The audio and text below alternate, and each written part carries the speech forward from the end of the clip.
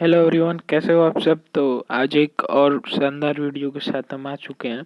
और आज का जो वीडियो है वो बहुत ही इम्पोर्टेंट है। वो है पोस्ट ग्रेजुएट, ग्रेजुएट और बहुत सारे अदर क्वालिफिकेशंस वालों के लिए, जिनके पास वो क्वालिफिकेशंस हैं। वो यूपीएससी में जॉब करने का एक बहुत ही बड़ा अवसर है उनके लिए। जो कि जो 34 पोस्ट है लीगल एडवाइज़र का, मेडिकल फिजिक्सटेट का और अदर पोस्ट है।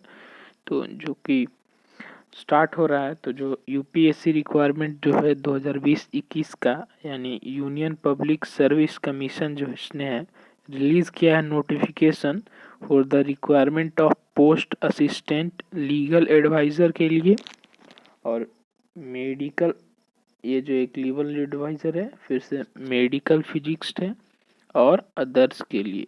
तो जो इंटरेस्टेड कैंडिडेट जो हैं वो अप्लाई कर सकते हैं इस पोस्ट के लिए थ्रू प्रीस्क्राइब्ड फॉर्मेट, मतलब जो पहले से फॉर्मेट दिया गया है यूपीएससी गवर्नमेंट के द्वारा बिफोर 31 दिसंबर, 31 दिसंबर से पहले अप्लाई कर सकते हैं।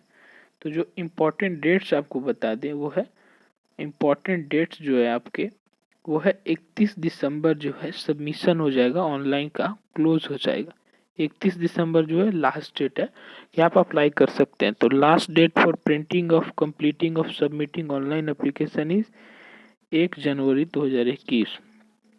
Closing date for submission of online requirement, मतलब जो ऑनलाइन रिक्वायरमेंट एप्लीकेशन जो है सबमिट करने का लास्ट डेट 31 दिसंबर है, 31 दिसंबर है।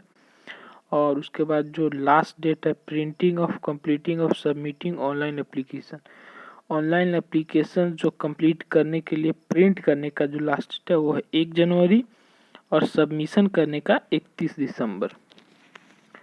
तो जो मतलब आप जो कंप्लीट रहेगा वो निकाल सकते हैं 1 जनवरी तक, 1 जनवरी 2021 तक, और सबमिट कर सकते हैं सिर्फ 31 दिसंबर तक। यानी एक दिन बढ़ाया गया है ताकि आप उसका जो एक पेज निकलता है सबमिशन होने के बाद, पूरा फॉर्म क्लियर होने के बाद, जिसे आप फ्यूचर रेफरेंस के लिए रखते हैं वो।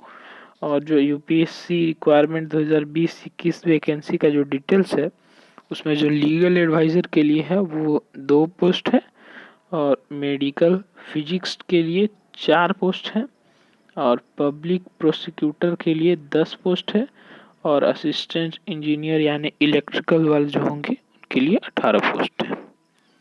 और जो अब बात आता है एलिजिबिलिटी क्राइटेरिया क्या होगा उनका। तो एलिजिबिलिटी क्राइटेरिया में सबसे पहला बात आता है एजुकेशन क्वालिफिकेशंस का।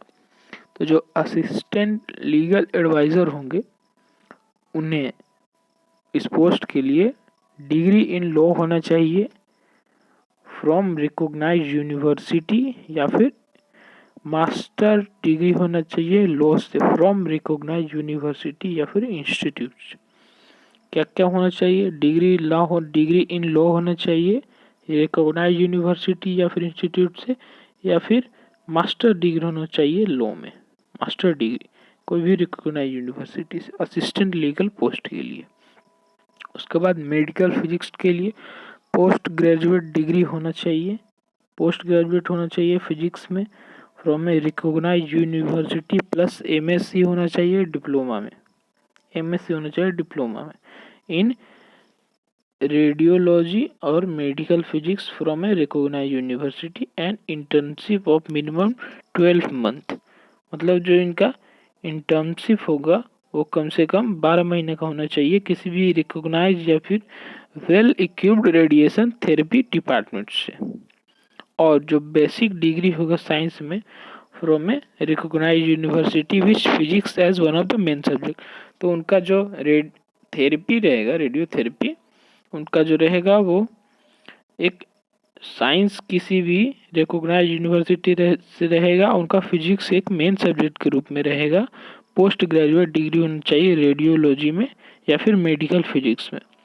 क्या होना चाहिए, पोस्ट ग्रेजुएट होना चाहिए रेडियोलॉजी या फिर फिजिक्स में फ्रॉम ए रिकॉग्नाइज्ड यूनिवर्सिटी। उनका इंटर्नशिप भी कम से कम 12 महीने का होना चाहिए।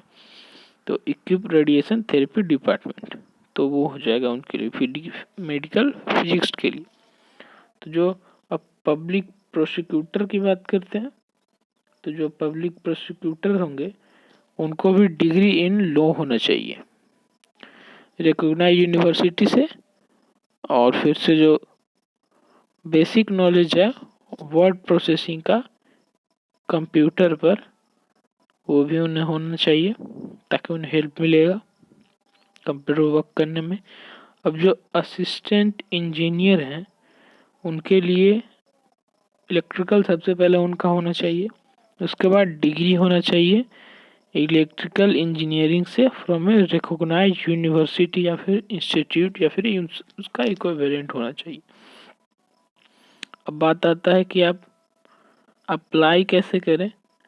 तो जो इंटरेस्टेड कैंडिडेट हैं वो अप्लाई कर सकते हैं 31 दिसंबर से पहले, और कैंडिडेट टेक प्रिंट आउट, जैसा कि मैंने पहले ही बताया कि आप फ्यूचर रेफरेंस के लिए निकाल सकते हैं इसको। 1 जनवरी तक एक दिन उसका डेट बढ़ाया गया। तो वीडियो को देखने के लिए थैंक्स, और आपको ये हेल्पफुल लगे तो एक बार चैनल को लाइक शेयर एंड सब्सक्राइब जरूर कर दीजिएगा अपने फ्रेंड्स के साथ।